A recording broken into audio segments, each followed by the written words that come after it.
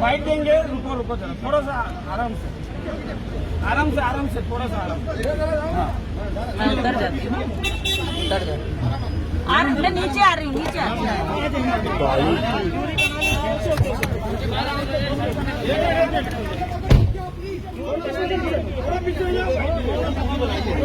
और चलो पाँच बंद करना, पाँच बंद करो, पाँच।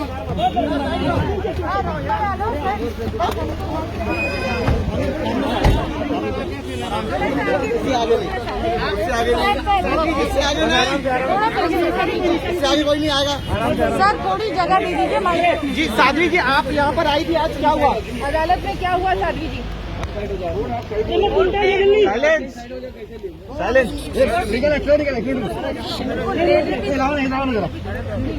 मैडम जी जरा इनको बोल दीजिए। मुझे बुलाया था एक मैडम प्रस्तुत हुई कोर्ट में और उन्होंने थोड़ा दूर मुझे कहा कि जब आवश्यकता होगी हम आपको बुलाएंगे। मैंने कहा मैं उपस्थित होंगी, जब भी कोर्ट मुझे बुलाएगा मैं आऊंगी। तो आज अदालत में क्या हुआ? अदालत में कोई विटनेस आया था क्या? कुछ पेशी हुई? किसी कार्रवाई क्या? आज जो और भी है किसी के यहाँ कोई दुर्घटना हुई है, इसलिए वो नहीं उपस्थित हो पाए, तो कोर्ट ने अगली डेट दी। ये तकरीबन 2 साल बाद आज आप पेश हुई हैं। अदालत बार बार आपको बुलाता है। आप पिछली डेट देखिए, मैं आई हूँ और जो पिछली डेट थी ठीक इसके पहले वाली डेट थी, उस समय मैं एम्स में एडमिट थी। मैं ट्रीटमेंट ले रही हूँ, मुझे कई तकलीफें हैं, जो कांग्रेस की देन है उससे मैं ठीक हो रही हूँ। जो वो चाहते हैं कि मुझे मार देना चाहिए तो वो मार नहीं पा रहे हैं। मैं स्वस्थ होकर फिर से आती हूँ कोर्ट में। आज भी मैंने कहा मैं नियम का पालन करती हूँ, सिद्धांतों की पक्की हूँ, नियम की पक्की हूँ।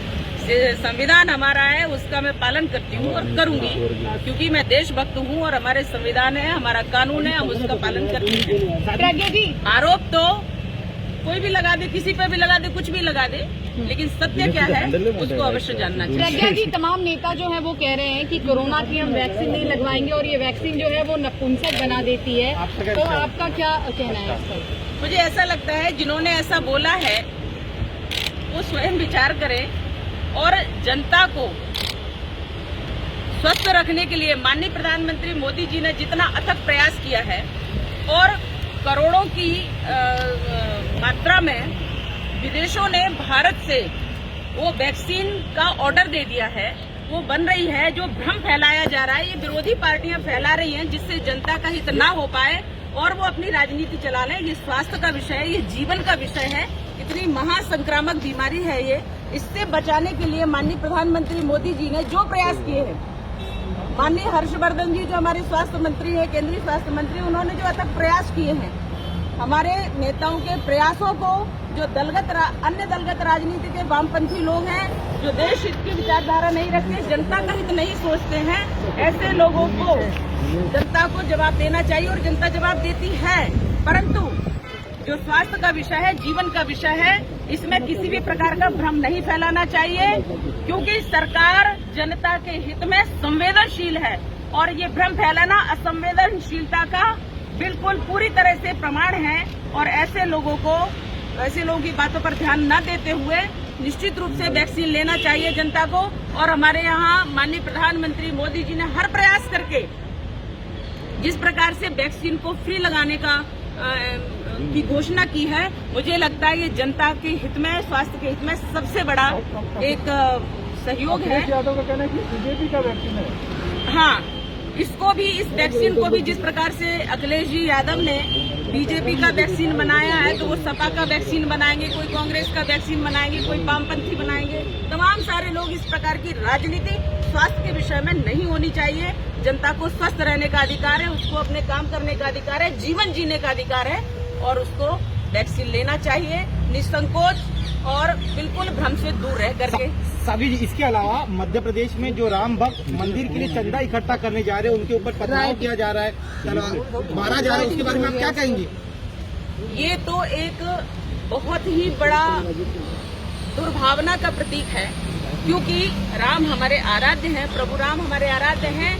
हम उनका मंदिर बनाने के लिए जन जन को का सहयोग ले रहे हैं, किसी के साथ जबरदस्ती नहीं, कुछ नहीं। हमें हमारी पूजा पद्धति करने का पूर्ण अधिकार है, दूसरों को भी है, परंतु अगर किसी ने हिंदू धर्म पर इस प्रकार से कुठाराघात किया तो ये वैमनस्यता फैलाने की और सांप्रदायिक सद्भाव बिगाड़ने की जो बात लोग कर रहे हैं या हमला कर रहे हैं, ऐसे लोगों को मुंह तोड़ जवाब देना चाहिए। मध्य प्रदेश सरकार जवाब दे रही है और जनता को जिस प्रकार से उनके ऊपर हमला किया जा रहा है, राम भक्तों पर हमला किया जा रहा है, हिंदुओं पर हमला किया जा रहा है, ये असहनीय होगा अगर इस पर अंकुश नहीं लगा तो, क्योंकि ये पूरे देश का सद्भाव बिगाड़ने का एक वामपंथियों का प्रयास है। पथराव को लेकर जो चौहान साहब ने कहा है कि नया बिल लेके आएंगे, क्या आपको सही लगता है वो?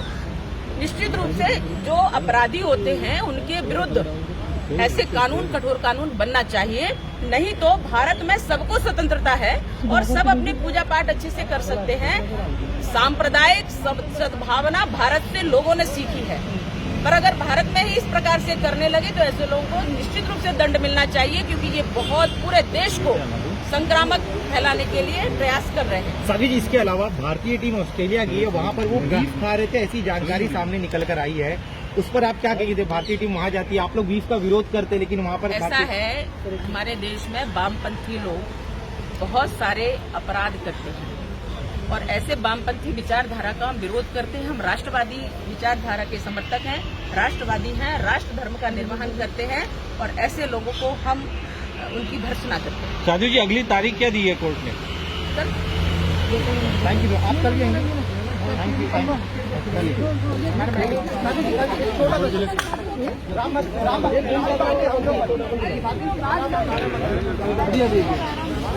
साधु जी एक बात